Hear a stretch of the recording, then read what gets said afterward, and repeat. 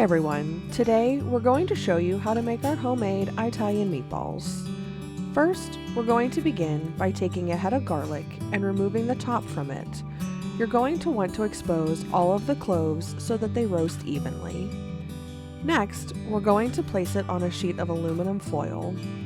Now drizzle olive oil over the top, making sure to cover all of the cloves with it.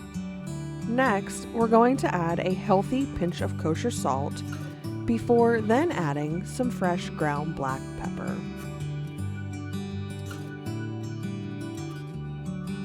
Once that's done, we're going to fold the aluminum foil up in a way that it makes a nice little packet for the garlic to roast in. Then, you're going to want to place it into a preheated 400-degree oven and roast for anywhere between 45 to 60 minutes or until the garlic is nice and golden brown.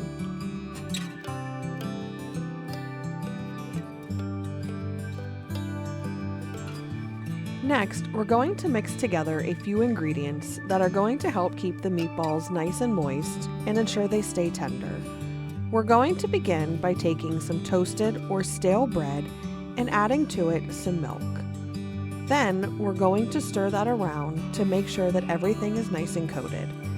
If you need to add in a bit more milk to make sure that everything is nice and soggy, now's the time. You want to make sure that the bread is fully saturated with the milk. Otherwise, it won't combine into the mixture evenly and leave clumps behind.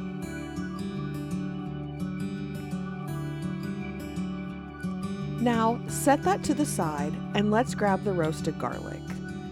Make sure it has come down to room temperature before proceeding.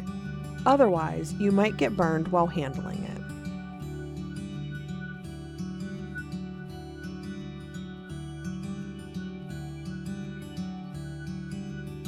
Now bring the bowl back in and begin squeezing all of the roasted cloves into it. They can be a little difficult to get all of them out, so just take your time and make sure to squeeze out as much of them as you can.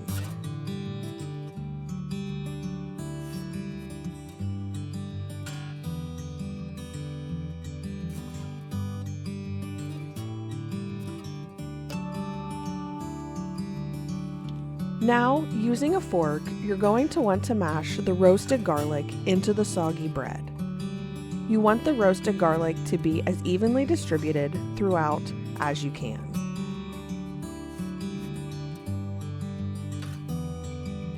Next, we're going to add to the bowl ricotta cheese.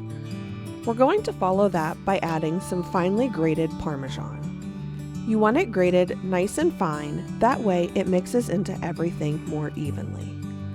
Now, go ahead and begin mixing everything together. What we want is for the soggy bread and cheeses to come together into a nice cohesive mix.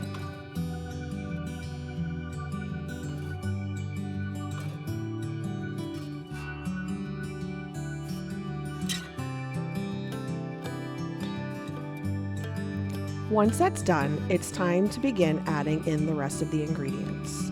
We're going to begin by adding in the meats one at a time. First, we're going to add in a few links of Sicilian sausage. If you can't find that, you can always use hot or sweet Italian sausage. This is just the sausage we prefer to use in our recipe. If it's already loose, go ahead and add it straight to the bowl. Otherwise, take each link and begin cutting the casings open.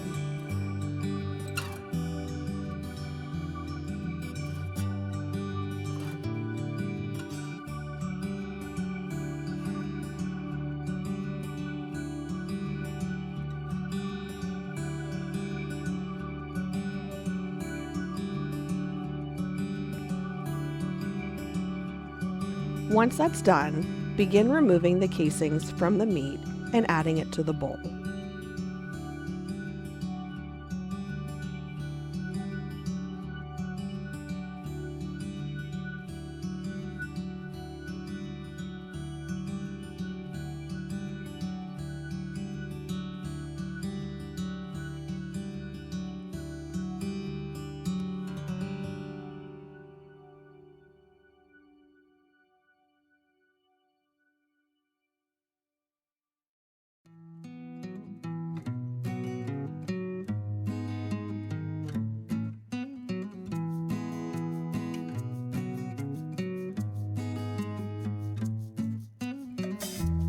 Next, we're going to open up our package of ground veal and add it straight to the bowl.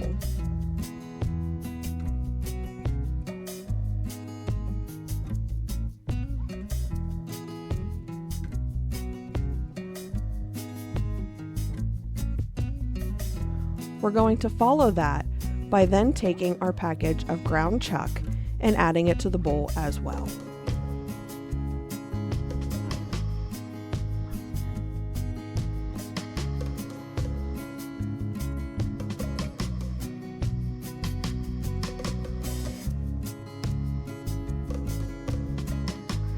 Next, we're going to add into the bowl our eggs, followed by our Italian seasoning, some chicken bouillon powder, then some black pepper, kosher salt, and some seasoned breadcrumbs. We're going to set the bowl off to the side because now it's time to chop up our fresh herbs. Fresh herbs add a different layer of flavor compared to just having dry herbs in the meatball mixture.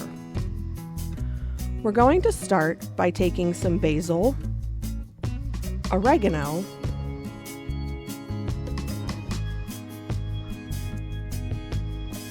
parsley,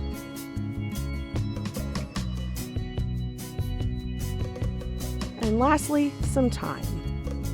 Then we're going to finally chop everything together. The smaller everything is cut up, the more flavor you'll get from them, and the better they'll distribute throughout the meat mixture.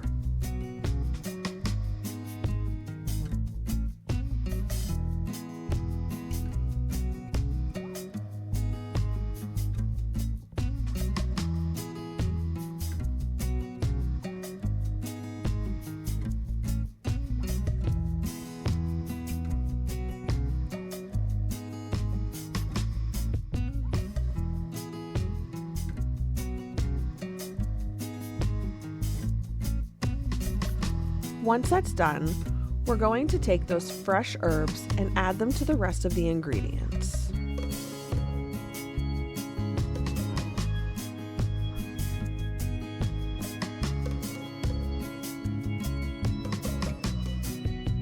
Next, it's time to mix everything together.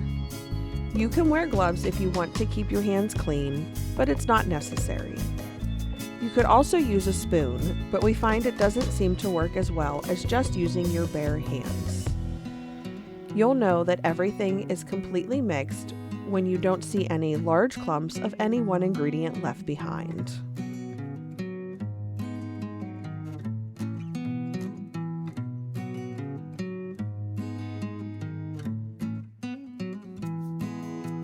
Once you're satisfied with how everything is mixed together, you're going to want to take the bowl, set it to the side, and then bring in a cookie sheet lined with parchment paper. The size of the balls is up to you. We find that 2.5 to 3 ounce balls are the perfect size for us. You can use a kitchen scale to weigh them out if you want, but once you get a rough size that you're happy with, just try to keep them all around the same. Once your cookie sheet is full, you're going to want to place them into a preheated 350-degree Fahrenheit oven and bake them for 35 to 40 minutes, or until they reach 165 degrees Fahrenheit internally, at which point they should come out nice and golden brown on the outside.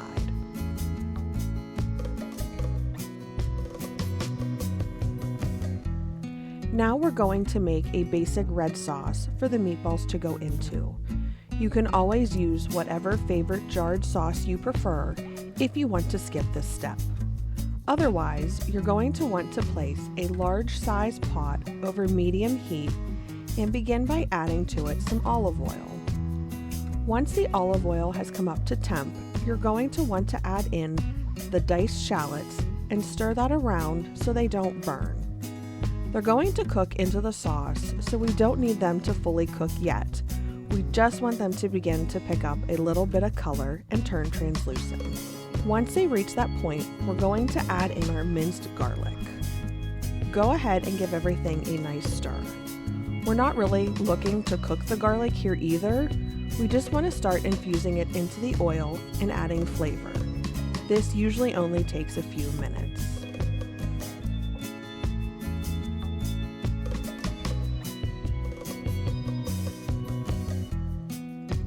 Next, we're going to add in the tomato paste. This will help thicken the sauce, intensify the flavor, and help cut down on cooking time. You want to cook the paste until it reaches a deep, rich, red color before moving on to the next step.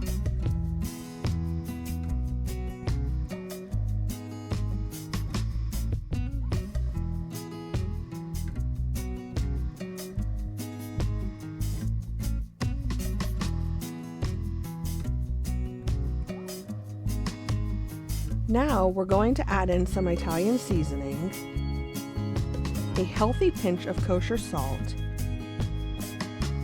and some fresh black pepper.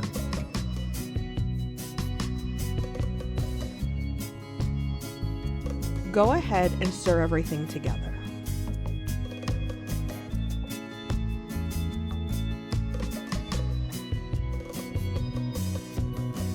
Once that's complete, now we're going to add in the crushed tomatoes. You can use plain tomato sauce here, but as the sauce is going to cook for at least an hour, the crushed tomatoes will have plenty of time to cook down and thicken. If you prefer your sauce on the sweeter side, now is the time to add a little bit of sugar. Be sure to come back and stir the sauce periodically so that nothing burns on the bottom.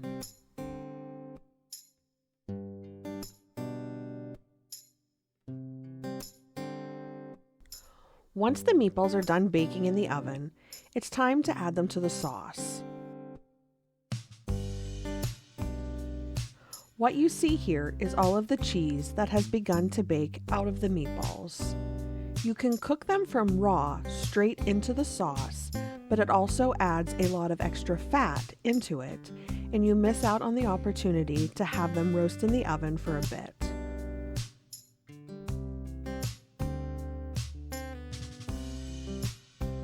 Once they're all nestled down into the pot, you're going to want to let them cook for at least another hour, depending on how tender and juicy of a meatball you want.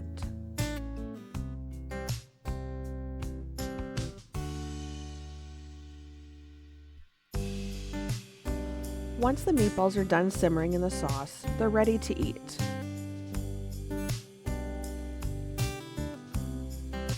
You can serve them over pasta or just have them by themselves with some garlic bread on the side, like we're doing here.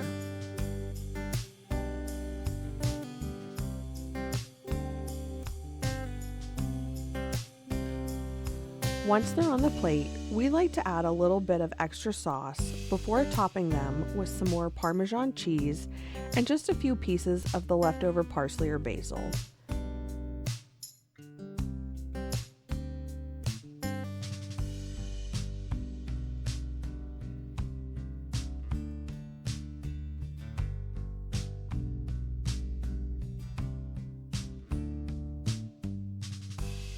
These meatballs are tender, they're juicy, and they're absolutely packed with flavor in each bite. They're simply delicious. If you guys make this recipe, we hope you enjoy them as much as we do. This is one of the staples in our house, and we hope it becomes one of yours as well. Thank you all so much for watching. Until next time, ciao, do widzenia.